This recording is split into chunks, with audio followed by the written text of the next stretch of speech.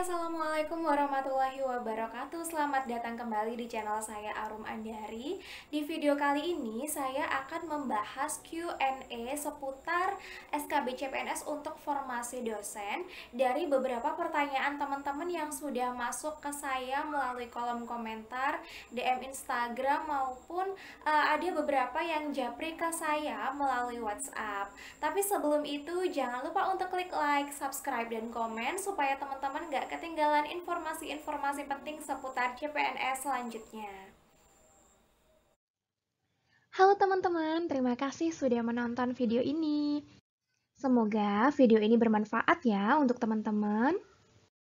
Supaya lebih semangat dan teman-teman nggak ketinggalan video-video selanjutnya, jangan lupa untuk klik subscribe, like, dan komen. Selamat menonton teman-teman.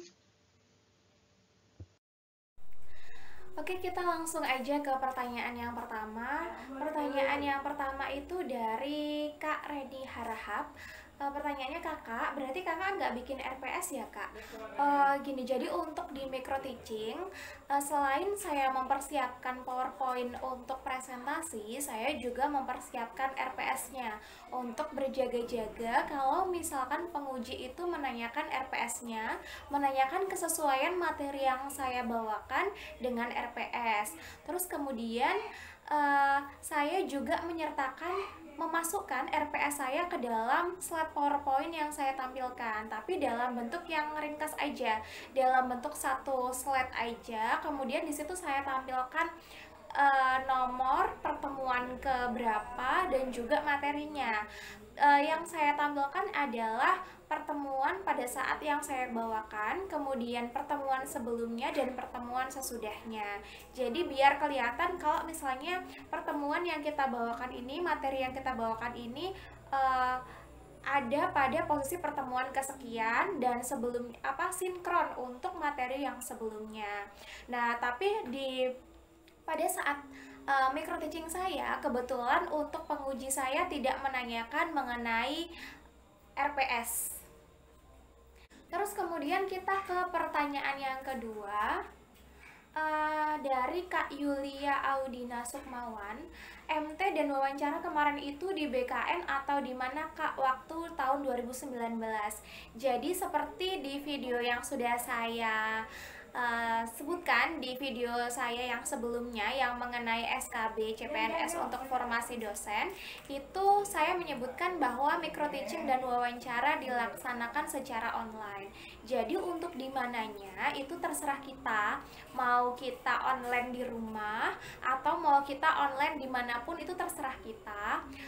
Kalau saya dulu saya online di kantor tempat kerja saya yang lama karena waktu itu saya benar-benar mencari yang koneksi internetnya sangat lancar. Gitu Kak Yulia Audina Sukmawan. Terus kemudian ke pertanyaan yang ketiga. Pertanyaan yang ketiga itu dari Kak Fitri Salsabila.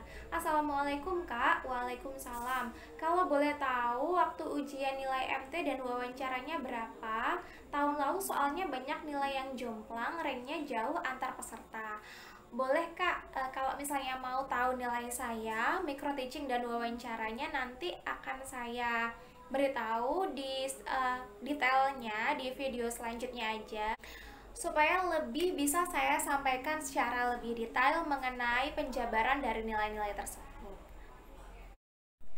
Oke, kita ke pertanyaan selanjutnya ya. Pertanyaan selanjutnya itu dari Kak Fitria Larse Mandela. Mbak, biasanya siapa penguji tes SKB? Apa dosen internal yang sudah ada di perguruan tinggi yang kita tuju? Atau apa pengujinya dari luar kampus yang kita tuju? Mohon informasinya. Jadi, pada saat micro teaching dan wawancara, itu kalau saya, berdasarkan pengalaman saya, itu pengujinya berbeda. Jadi pada saat micro teaching itu adalah maksudnya pada saat wawancara itu adalah direktur, karena saya di Politeknik itu direktur, dan satunya itu beliaunya lebih muda. Saya kurang paham beliaunya siapa, mungkin dari orang BKN atau dari mana, saya kurang paham. Kalau sekarang saya nyari beliaunya kayaknya nggak ada di kampus saya. Terus kemudian kebetulan ini yang saya lakukan sebelum saya melakukan micro teaching dan wawancara dulu. Itu saya sempat searching dari website instansi yang saya tuju, dari perguruan tinggi yang saya tuju. Jadi saya sempat browsing terlebih dahulu mengenai visi misi dari kampus tersebut, visi misi dari prodi yang saya lamar itu seperti apa aja, kemudian direkturnya siapa saja, pejabat-pejabatnya siapa saja, prodinya siapa saja. Nah, itu sempat saya browsing agar saya bisa lebih mengetahui, kalau misalnya pada saat wawancara dan micro teaching saya bisa lebih mengetahui dan lebih menyinkronkan jawaban saya ketika ditanya-tanya oleh penguji. Nah, ini sangat berguna sekali pada saat waktu itu saya sempat ditanyain pada saat wawancara, saya sempat ditanya kenapa memilih instansi ini yang dilamar. Nah, waktu itu di sela-sela jawaban saya sempat menyisipkan visi misi yang ada di dalam kampus tersebut yang saya selaraskan dengan jawaban saya gitu. Nah, kemudian untuk micro teaching, ini pengujinya ada dua orang itu yang pertama dari ketua jurusan kajur saya, kemudian yang satunya adalah wadir 2. Yang wadir 2 ini background pendidikannya adalah sesuai dengan prodi yang saya lamar. Kemudian pertanyaan selanjutnya itu dari Kak Yasmin Zulfati Yusrina. Dari Kak Yasmin, saya mau tanya, untuk materi sesuai jurusannya apa jadi sama sekali tidak ada, digantikan dengan yang lebih umum seperti bahasa Inggris dan lain-lain? Terima kasih, Mbak. Jadi untuk SKB di tahun 2019, lebih tepatnya CBT, itu nggak ada materi yang sesuai bidang kita, sama sekali nggak ada. Jadi digantikan dengan yang lebih umum, kecuali kalau misalnya teman-teman adalah dosen bahasa Inggris, memang ada materi untuk kemampuan bahasa Inggris. Nah, ini udah ada di kisi-kisinya, udah disebutkan ya di video saya yang sebelumnya. Itu sudah saya jabarkan mengenai materi apa saja yang dikeluarkan di dalam CBT, dan juga pertanyaan-pertanyaan apa saja yang dikeluarkan dalam CBT. Nah, kemudian ini dari Kak Isti. Saya jurusan S2 Pendidikan MIPA di Unindra PGRI Jakarta. Kemarin saya ambil formasi dosen di Politeknik Negeri Lampung jurusan Teknologi Pertanian. Kemudian saya tidak ada gambaran sama sekali seandainya saya nanti micro teaching.